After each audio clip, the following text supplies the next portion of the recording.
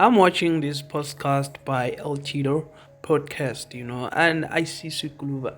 Like the last time I watched El Tito podcast, it was a time when this guy said, "Why am I the horse? Why am I the horse? I told my grandma and I'm pouring avocado." That was the last time I watched this show. Anyway, today I'm watching Sweet Guluva. He's there, and then as is there, I'm like, wow. Like every time when you're watching Sweet Guluva interview, it's like you don't know anything about him. While you have seen everything, you observe everything during Big Brother, but you're like, it's like he's giving, and now he's showing us another character of him, showing some respect. There was a time where they asked him about, I think they was mentioning musicians, and he was talking about Buddhist Sjava.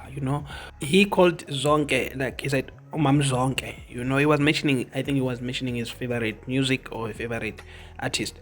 So I'm like, this guy have got a respect. This guy must keep on being himself the way he is. That's what make us to love Sweet Guluva. We'll continue to love Sweet Guluva, even if he does something that people don't appreciate. People that like, nah, this is not the right one. We're gonna keep on supporting him. We love him. I was seeing the YouTube one. The guy skit by his pay, asking people to rate how much they're giving to him. Some they were like 9 out of 5, 9 out of 10, some 9.5. I'm like, okay, where he's lacking.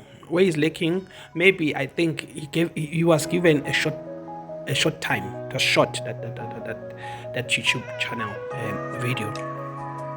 But hey, laba bantu abazazi bafunani. But hey man, we're gonna keep on supporting him and watch whatever he does. And if we have to subscribe, if we have to like or whatever, we're going to do it because we love him. We voted for him. Here he is now. Don't forget to subscribe and like and comment. Cheers, bye.